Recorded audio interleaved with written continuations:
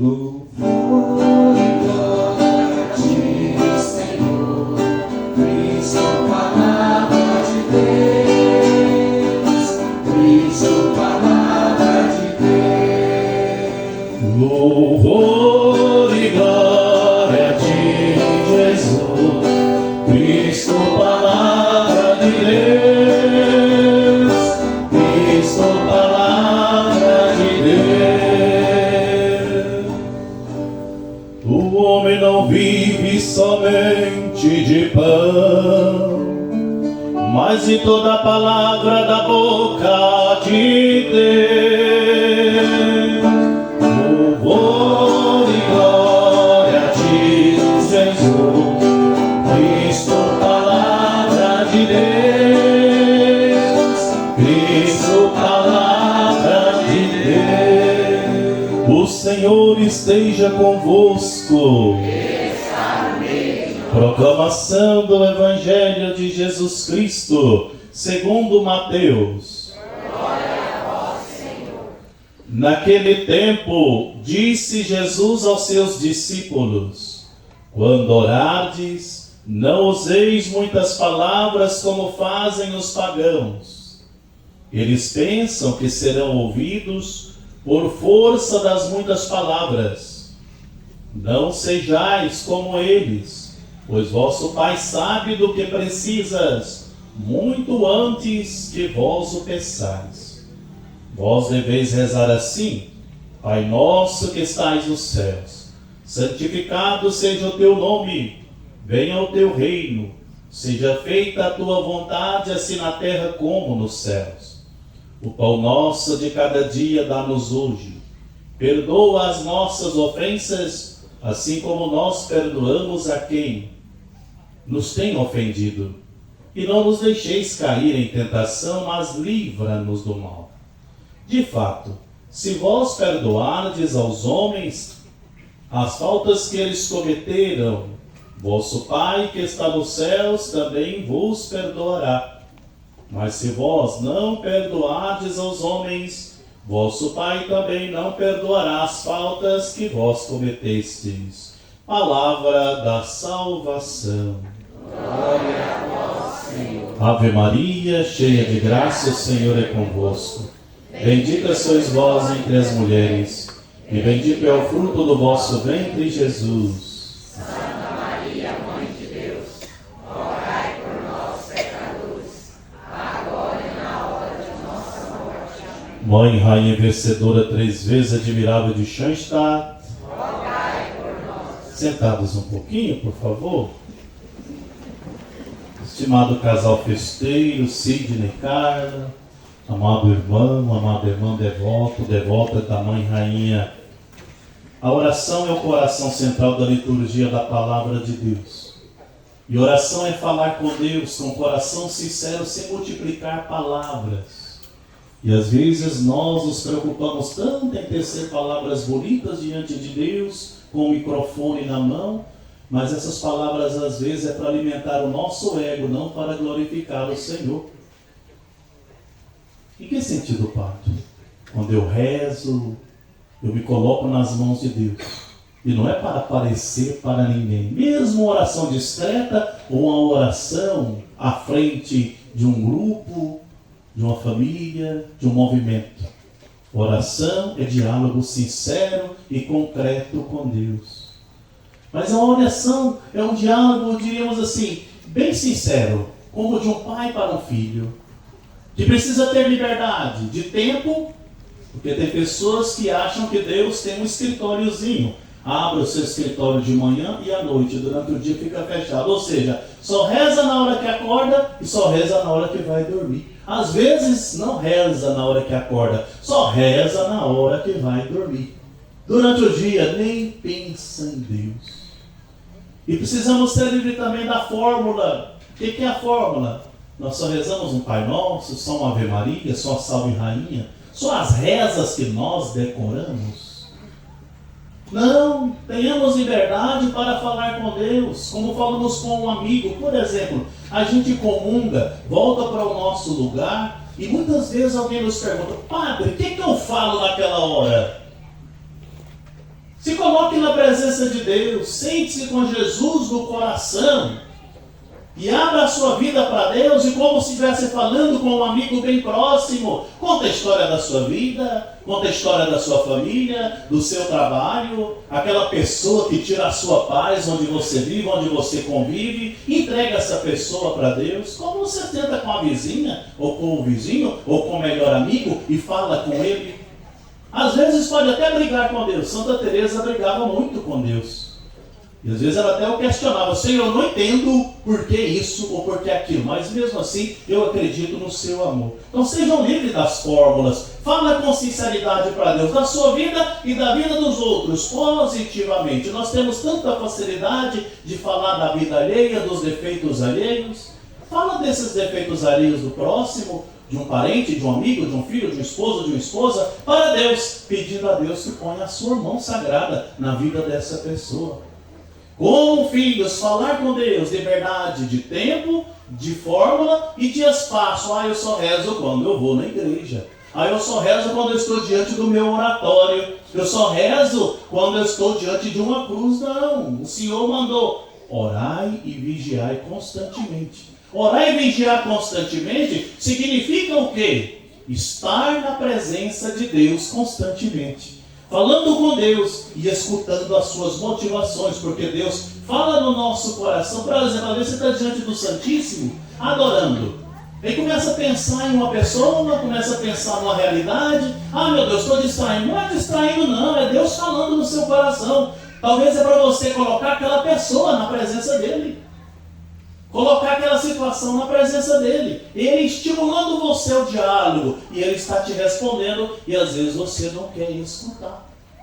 Dizemos que oração é diálogo. Falar com Deus e escutar a Deus.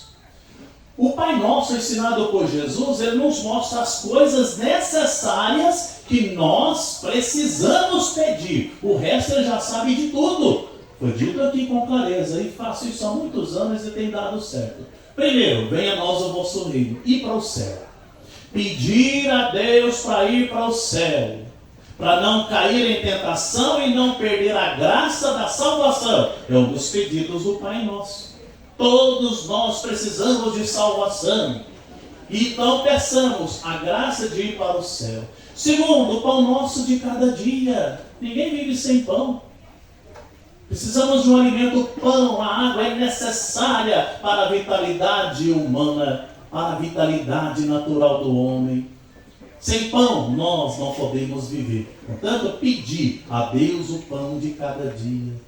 Depois, perdoai as nossas ofensas. É isso que nós pedimos a Deus. O céu, misericórdia, perdão das ofensas e o pão de cada dia. O resto, não precisa pedir, só entrega para Ele. Porque no final vai sair do jeito que Ele quer. Não é do jeito que nós queremos. Um outro erro que nós temos na oração, que precisamos superar. Não adianta pedir a Deus o que Ele sabe que não presta para nós. Ele não vai conceder, Ele já sabe tudo. Se você tem uma intenção e acha que é uma necessidade e quer atingir um fim, porque você pensa que aquilo que você pede é melhor para você, para a sua família, entrega para Deus, coloca nas mãos dele e Ele vai agir. Senão você vai se decepcionar, porque você pensa que rezando você vai mudar a vontade de Deus. A vontade de Deus é imutável. Ninguém muda a palavra de Deus, ninguém muda a santa vontade de Deus. Uma pessoa que está doente e que vai morrer, você pode fazer das tripas corações em oração, que ela vai morrer. Deus não muda o plano dele. Mas a gente já fez correntes de oração para muitas pessoas e aqui parece que a pessoa sara miraculosamente. É milagre, é outra coisa. Eu pessoalmente tenho medo de milagre. Por quê? Deus às vezes quer levar aquela pessoa para preservar de uma coisa muito pior no futuro, porque Ele sabe de tudo.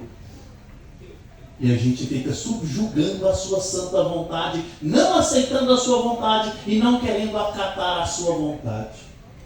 Uma vez tinha um senhor doente com mais de 80 anos.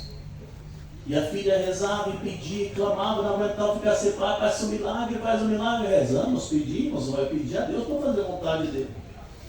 E ela parecia que ele já estava num momento de cumpriu o seu ciclo natural, mas a suplicância era tão forte, tão extrema, ele se recuperou. Não passou muito tempo, aprontou uma brigada na família e matou o genro. Crê em Deus, Pai, como diz o povo. Que milagre foi esse? Talvez Deus estava querendo preservá-lo de alguma maldição. É a mesma filha de ser, se meu pai tivesse partido aquela vez, essa desgraça não teria acontecido. Ah, bom, qual era a vontade de Deus? Com certeza, Deus não queria que aquele pai fizesse aquilo com o genro. Meus irmãos e minhas irmãs, a nossa maneira de rezar precisa ser sincera, confiante, alegre, até alegre. E a nossa súplica não vai mudar a vontade de Deus, como eu digo. Mas por que eu rezo então? Para me aproximar de Deus e aceitar a vontade de Deus. As orações da missa falam assim: o meu louvor nada acrescenta em Deus.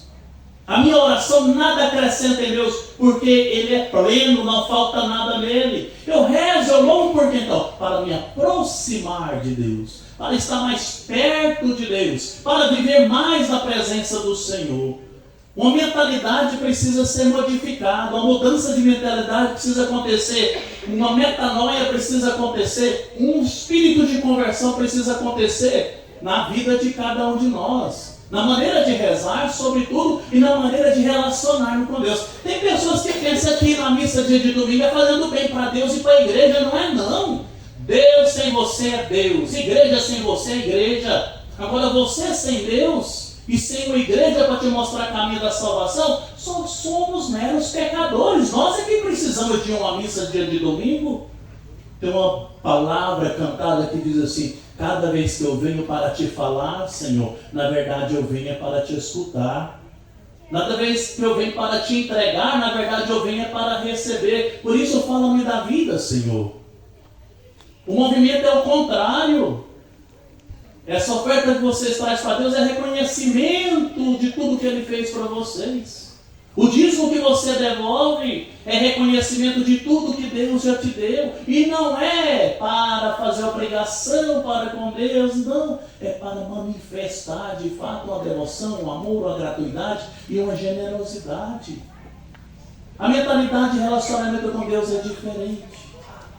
Às vezes o padre quer motivar um encontro. Ah, não vou fazer esse encontro, não, besteira. Não vai mudar nada na vida do padre se você faz o encontro ou se você não faz. Mas se você faz ou se você não faz, vai mudar alguma coisa na sua vida, sim.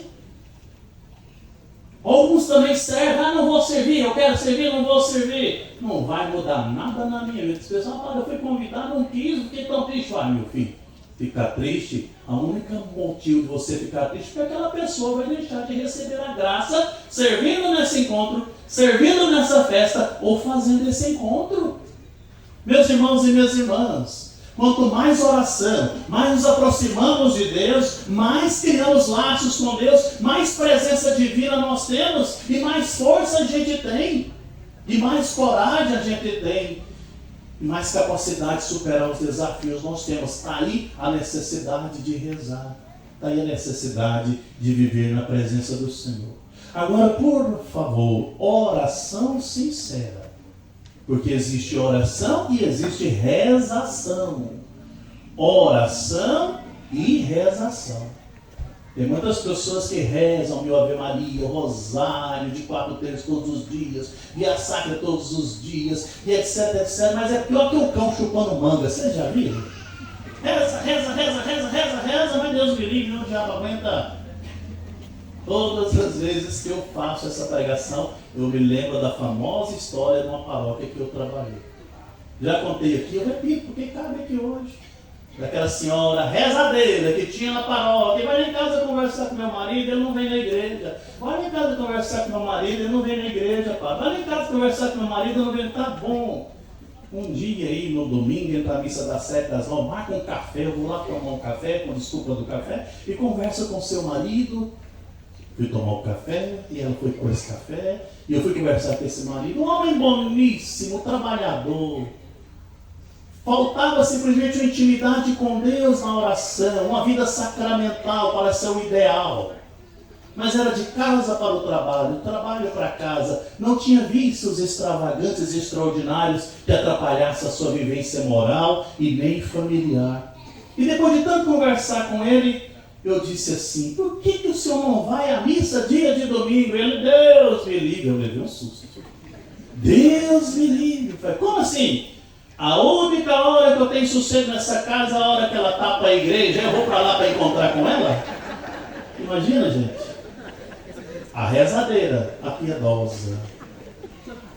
E às vezes somos assim. Eu vou para a missa domingo de manhã, já chego em casa brigando com as meninas, brigando com os meninos, chutando a cachorrada, fazendo um inferno dentro de casa. Quantas vezes eu vi as minhas irmãs acordando, coçando a cabeça: credo, mãe, só está vindo de onde? Dia de domingo. Minha mãe era muito nervosa e enérgica. Às vezes ia para a missa, deixava as meninas deitadas: olha, eu vou para a missa, vou passar na feira, vou trazer as verduras. Naquele tempo não tinha frango de granja. E quando eu chegar, eu já quero o frango morto depenado, cortado para poder afogar e a casa limpa. E ela chegava, as meninas estavam dormindo do mesmo jeito. Aí o pau quebrava, aí ela printava a coisa. Aí as meninas levantavam tudo, coçando: credo, mãe, só está vindo de onde? Nem parece que é da missa. Talvez já aconteceu isso com vocês também. Estou rezando, estou na missa, mas dentro da igreja eu sou um santinho, fora da igreja, o que eu sou? Não pareço nem ser de Deus. Oração sincera, ela nos transforma. Oração sincera, ela nos transforma em cristão. Porque quem só reza é muito religioso. Mas tem diferença de religioso com cristão. O religioso é aquele que reza, se acha mais santo do que todo mundo, se coloca na atitude de fariseu e usa da sua vida para poder atacar a vida errada dos outros, achando que é melhor do que todo mundo. Não faz uma caridade, não ajuda ninguém. Não tem paciência com o pecador, ataca o pecador. Agora o cristão não. Ele tem intimidade com Deus na vida de oração. A oração transforma a sua vida e ele sabe amar a Deus e sabe amar o irmão. E tem paciência, e tem tolerância, e tem resiliência para carregar a cruz do dia a dia. Não se sente melhor do que todo mundo. Tem a virtude rainha da humildade e sabe: a graça de Deus eu sou alguma coisa, e sem a graça de Deus eu não sou nada, eu só posso pecar. Amados irmãos, amadas irmãs, peçamos a intercessão da Mãe Rainha para aprendermos a rezarmos com sinceridade. Pedir só 3 coisas: para ir para o céu, comida para não morrer de fome e misericórdia. Só isso. O resto só entrega para Deus, coloca nas mãos de Deus e fala: toma conta, Senhor, que a tua santa vontade aconteça e prevaleça, não a minha, porque eu nem sei muitas vezes o que pedir e nem o que agradecer. O Senhor que tudo sabe vai cuidar. Louvado seja nosso Senhor Jesus Cristo.